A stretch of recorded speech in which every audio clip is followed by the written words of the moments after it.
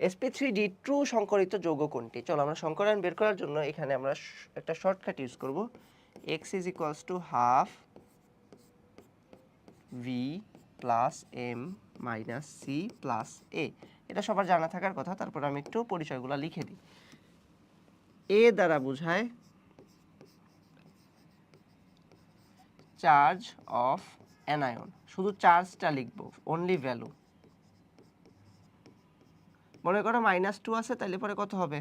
2 হবে, ঠিক আছে? চিহ্ন সহ বসাবো না। c দ্বারা বোঝায় চার্জ অফ ক্যাটায়ন, এইখানেও আমরা অনলি ভ্যালু নিব। m দ্বারা বোঝায় number of monovalent surrounding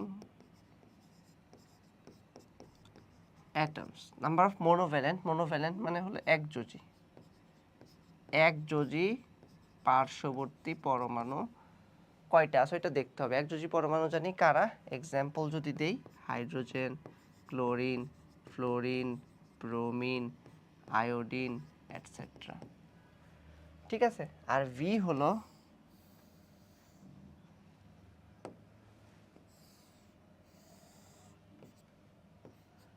number of electrons in valence shell of central atom, মানে সেন্ট্রাল অ্যাটমের যোজ্যতা স্তরে ইলেকট্রন সংখ্যা, ঠিক আছে? আসো এখন সেন্ট্রাল অ্যাটম কেমনে ফাইন্ড করো এটা আশা করি বলতে হবে না। যেটা সবচেয়ে কম থাকে, যেটার পরমাণুর সংখ্যা সবচেয়ে কম থাকে সেটা সেন্ট্রাল অ্যাটম হয়।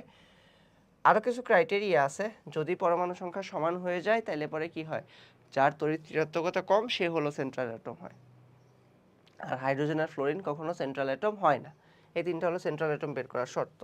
তো সেই শর্তে আমাদের এখানে জেননের সংখ্যা কম, সেই জন্য জেনন কি হবে, সেন্ট্রাল অ্যাটম হবে। এখন জেনন মানে একটা নিষ্ক্রিয় গ্যাস, ওর শেষ কক্ষপথে ইলেকট্রন কয়টা? 8টা। তাহলে আমরা সূত্র অ্যাপ্লাই করি, দেখো হাফ 8টা ইলেকট্রন। ফ্লোরিন কি একটা মোনোভ্যালেন্ট অ্যাটম?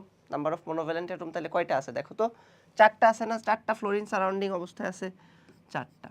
কোনো আছে, চার্জ আছে? নাই, তাহলে বাদ। তাহলে সংকরায়ন কি হবে? 8 + 4 12, 12-এর অর্ধেক হয় হলো 6। এটা হলো স্টেরিক নাম্বার বের করলা তুমি। 6 স্টেরিক নাম্বারের জন্য কি সংকরায়ন হয়? sp3d2। একটা চেক হইল আমাদের না? sf6 2। প্রথমে হাফ লিখি। সালফার, সালফারের শেষ কক্ষপথে ইলেকট্রন 6টা, ফ্লোরিন আছে 6টা, তাহলে কি হবে? এখানেও স্টেরিক নাম্বার 6 আসবে, sp3d2 সংকরায়ন আসবে হাফ। আয়োডিনের শেষ কক্ষপথে ইলেকট্রন 7টা প্লাস 5টা ফ্লোরিন আছে, 7 + 5 12, তার অর্ধেক 6, তাহলে কি হয়? sp3d2। তাহলে সবগুলাতে sp3d2 সংকরায়ন আছে, বুঝতে পারছি?